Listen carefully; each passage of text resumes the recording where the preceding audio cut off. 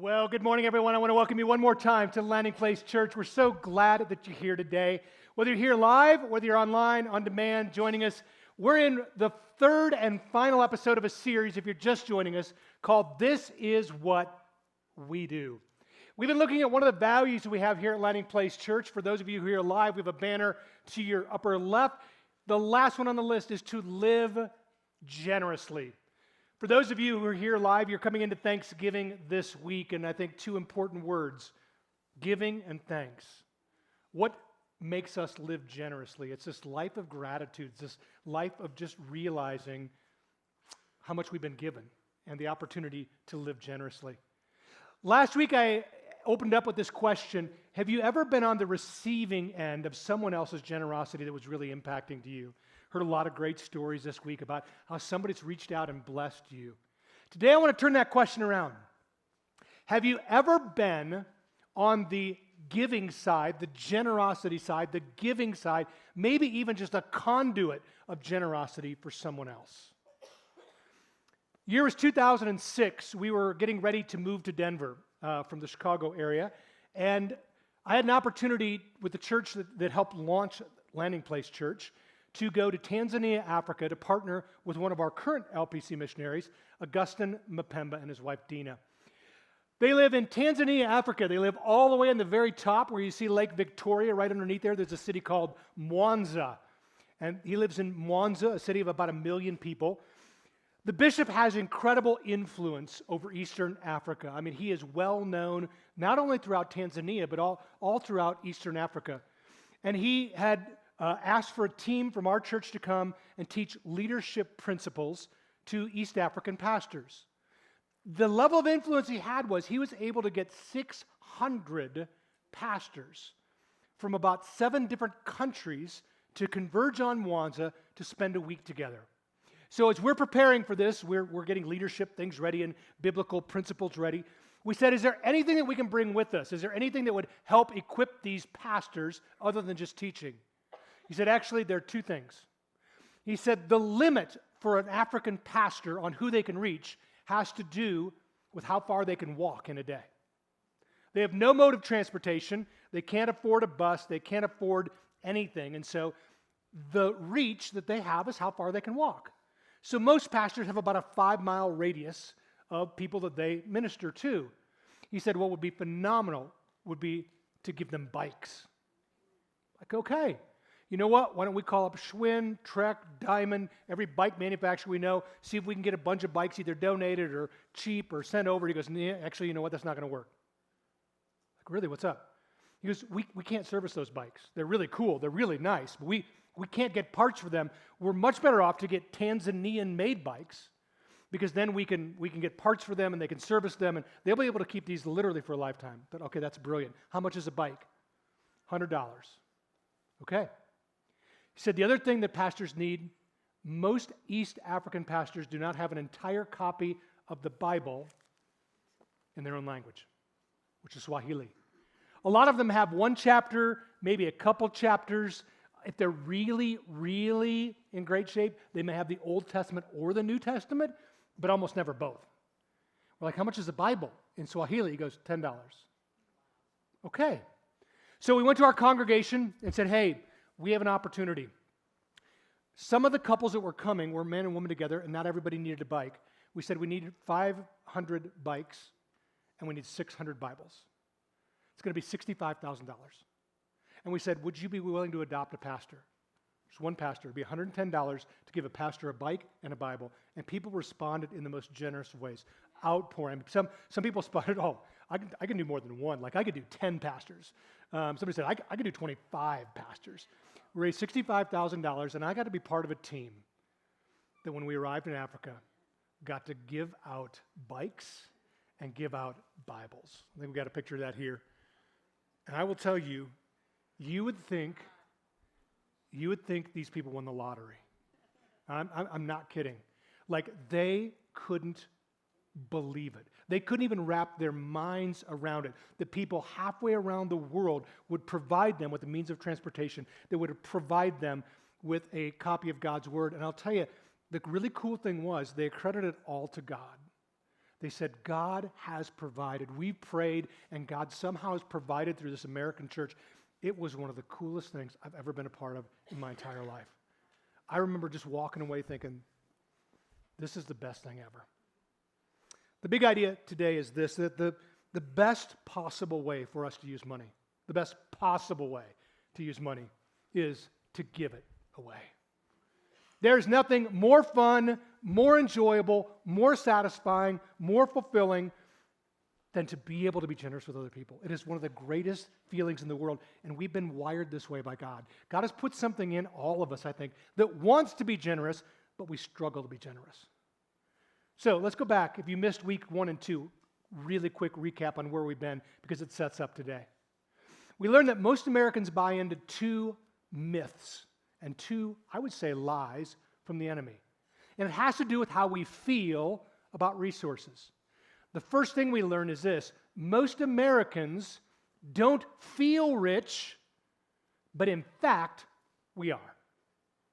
If you look statistically, if you make minimum wage, you have 2 minimum wage income earners in our culture, you are in the top 5% of the world's income. If you make the average household income in the area that surrounds Landing Place Church physical building right here, you're in the top 1% of the world's income. By anybody's definition, that is rich. But we don't feel rich. Why don't we feel rich? Because we know people who make more money than we do. We know people who have nicer houses, nicer cars, take nicer vacations, have better Instagram posts, everything. We look at them and go, but I'm not them, and so I must not be rich. We look at the 1%, we almost never look back at the 99 and go, oh, look how much more I have. Not in a bragging way, just in a realistic way. So every time the Bible says rich people should, and we go, that's not me. Yes, those rich people should. He's talking to us. We don't feel rich, but we really are. The second myth that we have in our mind when it comes to resources, generosity, and money is this. Most of us feel generous, but in reality, we're not. Average American gives away 2% of their income to anything. And here's the myth. We think the more I have, I'll be more generous, and actually the exact opposite is true. As we accumulate more money, as we increase in affluence, we actually percentage-wise become less generous. It's crazy, but stats don't lie. Why is that? We learned in week 1 that it comes back to something that Stephen Covey referred to, but Jesus alluded to early on, this concept of scarcity. Scarcity simply says there's not enough. If I'm generous and I give things away, there won't be enough for me. And it's a net sum zero game. If somebody else gets ahead, that means I don't get ahead. And so we're in this competitive, very envious environment. And if you look around our culture today, you see scarcity mindset everywhere. Why does generally every war start? You have something that I want, and I'm going to forcefully try to take it from you. Why do people lie, steal, cheat? All goes back to this mindset. I don't believe there's enough. And so I'm going to have to fight for mine. And if you get yours, then I don't get mine. And so I'm going to make sure that I get ahead of you. Scarcity mindset. Jesus came and said, hey, look, this is one way to think. Let me give you another option. And this is an abundance mindset. Abundance mindset says there's more than enough. An abundance mindset says God is the dealer of all resources. He is the owner of all resources. He has unlimited amounts of stuff. He is never going to run out. He can create more if he runs out. And he says, I want you to move from a scarcity mindset into an abundance mindset. Amen. When we do that, amazing things happen. It changes our life. So today I want to talk about how to live generously. I'm going to talk about 3 types of giving that we can step into to help break us out of this concept of greed, materialism, scarcity. Because most of us would look around in our world and say, you know what, materialism is a big problem. We consume probably way too much. But I don't know how to get out of that. We're so deeply ingrained in it. How do we break that cycle? Jesus highlights 3 levels of giving. So let me talk about them first. First level of giving is spontaneous giving. Spontaneous giving is you woke up this morning, you didn't plan on having a situation, but you ran into a situation where you thought, ooh, I need to give to that. I should really give to that. Most spontaneous giving is born out of crisis and out of tragedy. When 1,000 homes burn over in Louisville, 30 miles from us, we look at it and go, oh my gosh, that could have been my neighborhood. We should give something to them. We should make sure they have water, clothing. Americans are super good at this. Like, this is where we excel. We're really good at spontaneous giving. It's almost always born out of compassion. It's almost always born out of crisis. Somebody gets sick and they have all these medical bills. You put up a GoFundMe and they go, oh man, I need to give to that. Like I feel for them. I try to put myself in their situation and go, if I were them, I would want them to have something. Jesus told a story. Jesus often told stories. He told parables, and parables are stories that aren't true. We talked about this last week a little bit. They're made-up stories, but they were to tell a point. Jesus told a story one day that's familiar to almost all of you. Even if you didn't grow up in church, you probably heard the story. I want to be really clear. The story's not about generosity, but there's a piece of generosity in it that I want us to look at today. It's a parable of what we call the Good Samaritan. How many of you familiar with the story? Ever heard that term? Sure. Jesus said, hey, look, there was a guy. He was traveling between two cities in Israel, Jerusalem and Jericho. Now, we just had a team in Israel about a month ago, and actually we stood in Jerusalem and we stood in Jericho. The cities are only about 5 miles apart. And as you stand in Jericho, Jerusalem's up on a hill. You can actually see Jerusalem. It's only about 5 miles. So, most of us would go, we could make it 5 miles, right? But it's not a nice, smooth walking path. It's treacherous. It looks like this. This is the terrain between Jericho and Jerusalem. And he goes, as this Jewish man was walking between the two cities, somebody mugged him. And they really mugged him. They beat him up, they took his stuff, and they left him for dead. Along the path comes two church people. One was a priest, one was a Levite. One led worship, and one was a church helper. Both of them looked at the guy, decided it was going to be too much mess, too much problem, too much everything, crossed over to the other side of the path and just kept going, ignored him. And Jesus picks up the story in Luke 10. Then, I like this word, a despised Samaritan. We'll talk about why Samaritans were despised in a minute. Came along, and when he saw the man, he had compassion for him. He felt compassion for him. Now, we have to understand why he used the word despise. Because when we say the word Samaritan in our culture, we always put the word what in front of it? Good. We consider a Samaritan to be a good thing, a good Samaritan, a helper. That came out of the story. That's why we call it good. But in Jesus' day, you have to understand the context was very, very different. Samaritans were a hated people. And I mean hated by the Jews. Why? Because they were a mixed race. Understand a little bit of biblical history. There was King David, who had King Solomon, both rock stars. Solomon had Rehoboam, not a rock star. Rehoboam actually split Israel into two parts. It was so divisive. A bunch of them went to the northern part of Israel. Some stayed in the southern part. In 722 BC, the Assyrians came in and captured the northern kingdom, hauled many of them back to Assyria, but left some Assyrians and some Jews in the land. Those two races had kids together, and they called this race the Samaritans. The Samaritans, because they were a half-breed of people, were hated by both the Assyrians and the Jews. And when I say hated, it's hard to underestimate how much they hated them. Jews wouldn't even walk through their land. They would walk around. It's like if you wanted to go to Montana, you would avoid Wyoming. Like you would go either direction around it to get around. That's how much they hated. So the irony of the story is, if the Jewish guy who was mugged knew that a Samaritan was helping him, he would probably refuse help. That's how much they hated him. But the Samaritan picks this guy up, bandages him up, puts him in on his animal, donkey, whatever, camel, whatever he's riding that day. And the next verse says this. He took him to an inn, which very much functioned as hospitals do today. Bed and breakfast. The next day, he handed the innkeeper 2 silver coins, telling him, take care of this man.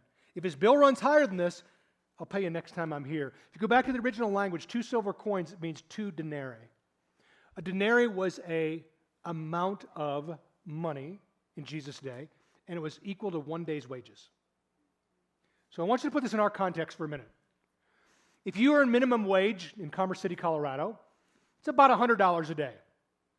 Most of you earn more than that, so you can calculate in your head what a day's wages is worth for you. But let's just take the minimum. This guy picked up a guy on the road he doesn't know who probably hates him to begin with. He took him to an inn, and he shelled out $200 and said, I want you to take care of him. And if it runs higher, I'll come back and pay the extra. What motivated him to do that? Compassion. Spontaneous. He didn't get up that morning thinking, I wonder who I'd give money to today. He came home that night and his wife goes, what happened to the $200 I gave you this morning? Well, there's this guy. And he was in a bad way. And I took him to an inn and I gave him the money we had. And he was Jewish?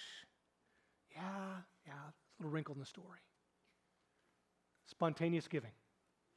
Americans are great at spontaneous giving. We really are. This is where we excel. This is why the average American gives 2% of their income. Most of it's spontaneous giving. And Jesus said, you know what? Spontaneous giving is a great thing. It's born from the heart. It's born from compassion. It's a great, I would call it level 1 giving. But then Jesus goes on to talk about another level of giving, and we call it strategic giving. It's planned giving. It's saying ahead of time, you know what? As opposed to just giving when there's a need, I'm actually going to figure out at the beginning of the year, I'm going to set aside some resources to say, we're going to very intentionally give to some different things. This is where the concept of the tithe came in. We talked about this early on. Tithing is nothing more than planned giving. It's strategic giving. God goes, look, I know this is going to be a challenge for you. I know this is going to be hard for you. I know that you have scarcity mindsets. So here's what we're going to do. As opposed to just trying to figure it out, I'm going to give you a plan. If you'll return to me the first and the best 10%, I will bless the other 90%. All of us have a giving plan. Unfortunately, most of our plans just aren't very good plans. We usually have a plan that goes something like this. I'm going to pay my mortgage or rent. I'm going to pay utilities. I'm going to pay my car payment. I'm going to pay utilities. I'm going to buy groceries. I'm going to fill that car up with gas. And if there's anything left over, I'm going to be crazy generous with it. What's the problem? There's nothing left over, is there? In fact, the average American right now is not spending 100% of their income. They're spending 111% of their income. You know what that means? That means we're actually spending more than we actually bring in. This is why we're struggling with generosity. God goes, look, let me give you a plan for this. Give your first. Give your best. And in my abundance mindset, I will multiply the rest to meet your needs. Very few of us actually believe that God will do that. Actually, 3% of Americans actually engage in planning on giving 10% of their income to anything, not just church, anything. 97% say, I don't think so. I'm not sure God's going to do that. I'm not sure I can trust him in that area. I'll trust him with salvation, but I'm certainly not going to trust him with my money. Okay? All right. How many of you ever saved up for a purchase? House, car, vacation? Yeah, right? We can get super, super diligent when it comes to saving for things we want to. You want a new car, you want a new house, you want a vacation, what do? We save. We may pick up a side hustle. We may pick up a second job. We get really intentional when we have a goal that we want to hit. And I think God is saying, what would happen if we actually had that same sort of intentionality around giving? Prophet Isaiah said this, but generous people plan to do what is generous, and they stand firm in generosity. People who've decided to live generously go, you know what? We're going to build generosity into our life. It's not just going to be happenstance. It's just not going to be, well, if I have anything left over. We're going to actually plan it out. When we moved in the building 3 years ago, Heather Dawson, who's our director of operations, and myself said, you know what? We're not really sure how this thing's going to work out financially, so we're just going to defer any raises for right now for us. You can give some to our staff, but like for us, we have a group of elders who help our spiritual. We have a group of trustees who manage our finances, and they kind of determine what our compensation is. So the first year we said, you know what, we'll just defer, give money to staff, we're fine. And then COVID came, and we really weren't sure again, so we deferred again, and then we deferred again. So about 3 years in a row, we just declined any raises. And so this year in 22, they came to us and go, look, y'all got to take a raise this year. Like, you're gonna screw up the whole system if you don't. So we're like, okay, that's great. So I came home to Karen, my wife, and we have enough. That's an interesting place to be. It's not that we don't have bills. It's not that we don't have money. We had 2 kids in college at the time. I got another one coming up. It's not. We have the same bill as you do. But we have determined a long time ago, we have enough. Like, anything we get above this time, instead of raising our standard of living, we'll raise our standard of giving. So we sat around and said, okay, what could we do? And so I asked Karen, we did this about 7 or 8 years ago when we were doing our building campaign. I said, I want to give $25 a week away for the whole year. I just want $25 in my pocket, and if I see a need, I can pick up a meal, I can pick up a coffee, I can pick up whatever. I can just do something nice for somebody. So this year I said, hey, with this increase, here's what I'd like to do. I'd like to give $100 a week away. Every week I'd like to have $100 in my wallet. Every week I'd just like to look through my week and say, God, who is it this week? Who can I bless this week? And then I keep track. In my phone, I have literally a generosity log, and every week I write down where it went. It is so much fun. There is no better way to use money than to give it away. So yesterday, we're in a restaurant, and it's busy, and they're slammed, and they're understaffed, and they're like every restaurant is. You got to thank the people who are just showing up, right? And there's a girl who's just hustling, and she is doing it well, and she is hustling, and it's hard work. And at the end of the meal, we paid our tip just like normal. And then the way out, she's standing there, and I flip the 100, and I go, Happy Thanksgiving. And I will tell you, it's not the money. Everybody thinks it's the money. It's not the money. That $100 is going to go through her fingers like nothing. It could be gone already. And that's okay. She will never forget that someone thought of me, someone noticed me, someone recognized me, someone loved me. That's the key to generosity. We think it's about money. It's actually not about money. It really isn't. $25 and $100 really isn't that different in reaction. It's that, oh my goodness, thank you. Thank you. That is both strategic giving. We planned at the beginning of the year how we're going to strategize. But it's also really spontaneous giving because I have no idea week to week who I'm looking for. The other thing it does, it always puts us in tune with the needs that are in front of us. When I know I'm giving $100 away this week, I'm looking for people. Who is it this week, God? Who is it today, God? Who is it now? Keeping your eyes open changes the way you think. Living generously, that's strategic giving. Finally, there's one more level, and that is sacrificial giving. Sacrificial giving, the truth is, for most of us, and including the story I just told you, that giving is out of our abundance. I didn't miss a single meal this year because of it. I didn't give up the purchase of a car. I didn't give up a vacation. Honestly, I didn't give up anything. It's planned strategic giving, but it's not sacrificial giving. Jesus told a story one day. He's sitting around with the disciples, and they were sitting in church, and they were sitting by the offering box, and this story happened, and Jesus pulls out a teaching moment for us. Mark 12:41-44 said this. Jesus sat down near the collection box in the temple, and he watched as the crowds dropped in money. So they're actually just sitting there watching people drop church offerings. Many rich people, who's he talking to? You. Many rich people. Remember we just determined this? Many rich people put in large amounts. But then a poor widow came, and she dropped in 2 small coins. Jesus called his disciples to him and said, I tell you the truth, this poor widow has given more than all the others who are making contributions. You know why? Because they gave a tiny part of their surplus. But she, as poor as she is, she gave everything she had to live on. I got so many questions with this story. Because I'm thinking, if this happening at Landing Place Church, man, I would be going over to the basket, drawing out a handful of cash and going, ma'am, thank you for your generosity. Here you go. God's going to bless you. I got you taken care of. Out here. That's fantastic. I don't know what prompted this woman to put in her last income.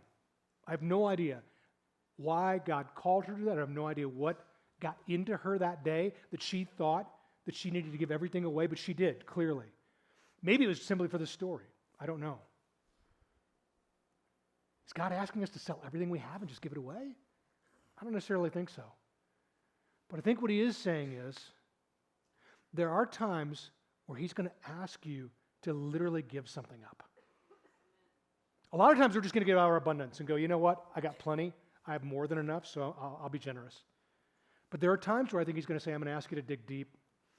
We've had to do this a couple times in our marriage where God has really called us to do something bigger, out of our comfort zone, out of our box.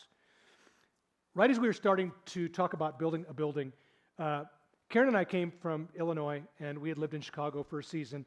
And to be honest with you, when God called us to Colorado, we always thought we'd go back to Chicago, like always.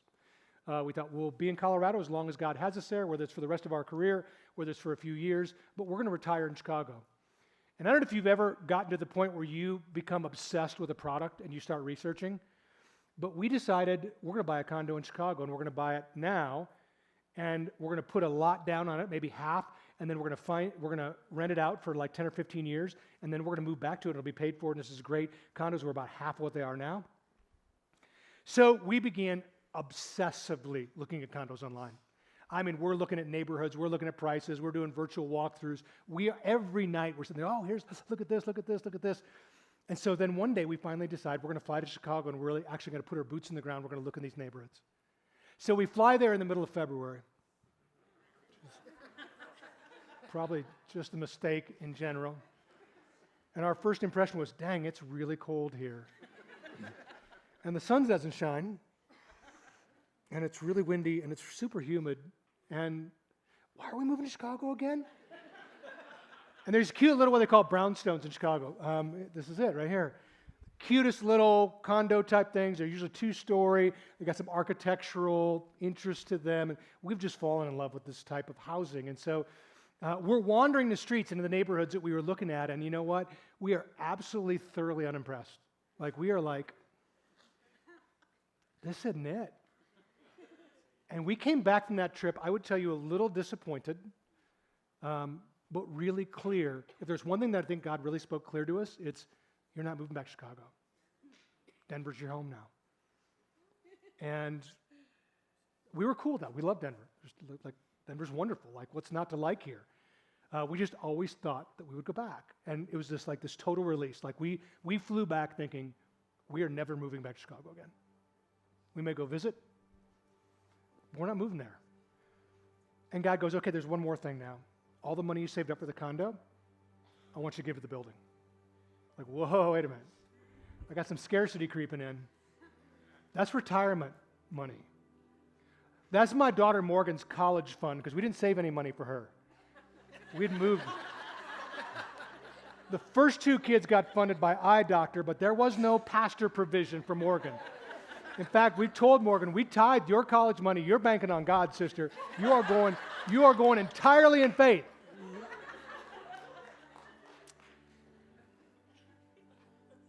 And it didn't take long for us to really become convinced that God was really, truly asking us to say, man, I want you to release that, and I want you to build my house. You build my house, and I'll take care of you. And I don't know why it was difficult for us to process that, but it was a little bit.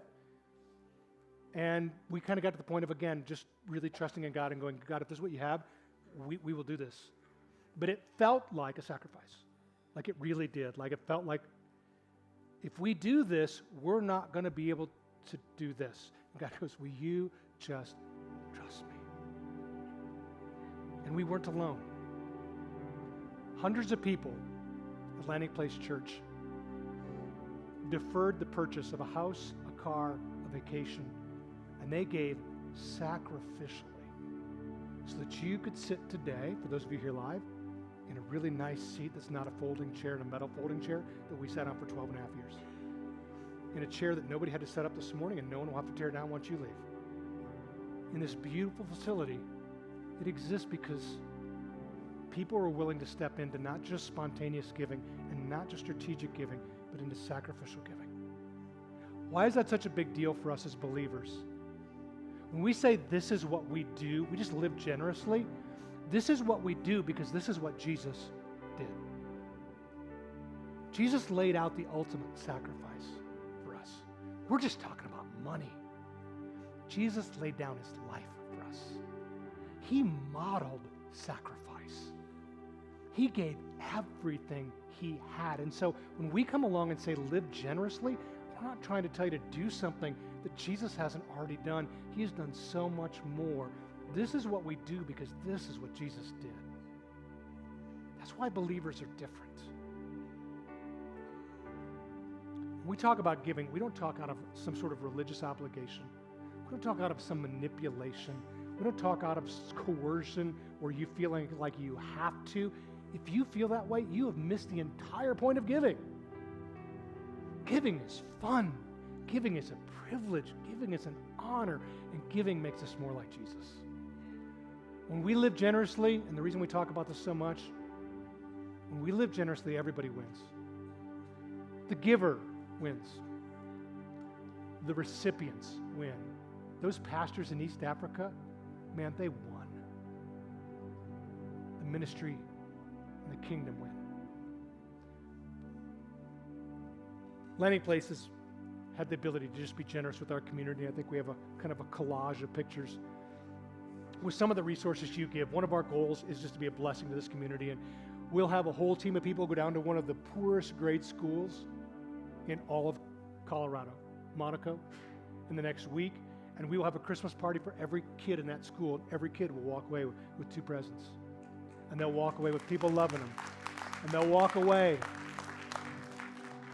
It's because of your generosity. I don't know if you saw the stack of shoe boxes out there in the foyer. There are hundreds of them that are going to move around the world in the next 2 months because of your generosity. We're able to provide snacks for firefighters and police officers and hospital workers. You may not know this, but around the holidays, we start distributing cash to some of our businesses in town, right here locally. We give money to people like Grease Monkey, and we say, hey, you know what? Anybody you feel like needs a free oil change, it's on Landing Place. We give it to a dentist and go, you know somebody who needs really expensive restorative work in their teeth and they can't afford it? It's on Landing Place. We give it to Christian brothers and say, hey, you know somebody who has car repairs they just cannot afford? It's on Landing Place. We get to be the conduit of God's generosity.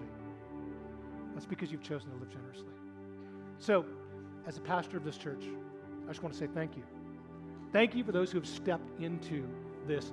And I will tell you, you may be in the early stages of this. But I would encourage you, this is a journey we're taking. This is a life-changing journey that will alter not only the course of your life, but other people's lives. And so I'll finish with these 2 questions as we wrap up this series. These 2 questions are this. What level of giving am I at now? I think it's just good for self-assessment. Mark, I'm not even a spontaneous giver. I'm a zero giver. This is not in my wheelhouse. It's okay. It's okay to just own that and go, this is me.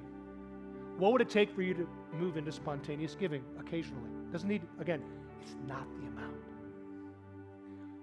Maybe you're a great spontaneous giver, but you've never ever strategized. You've never had any giving goals. You've never laid out a plan. You've never actually planned to give. I would encourage you, we're moving into a new year in a month. What would it take for you just to take a next step? For some of you, you may be in the strategic mode where you say, you know what? I haven't sacrificed anything for a really long time. I've never given anything up. And I think sometimes there'll be opportunities that as we begin to pray and go, God, what is it you want me to sacrifice and what do you want me to give to? I believe you start praying those kind of prayers, He will reveal some things to you. And I would encourage you, sacrificial giving is super hard. I will tell you this, there's nothing more rewarding. Looking back at any time we've given sacrificially, God has always, always, always made sure that we had enough. So let me close in prayer. God, we are so thankful that you are God of generosity. And Jesus, we thank you for laying down your life, the most absolutely generous act that anybody could ever do for us. So today, God, I thank you for this church. I thank you for the generosity of this church. I know that we're known throughout this community for being a generous church. But God, I pray for those of us maybe stuck in a scarcity mindset today. Will you help move us and remind us of the abundance that you have And that as we move forward in generosity, God, that you will provide everything that we need. God, I pray a continued blessing over these people. I pray a continued blessing over your work here at Landing Place Church. We are so incredibly grateful, and we can't wait to see what you're going to do in the future.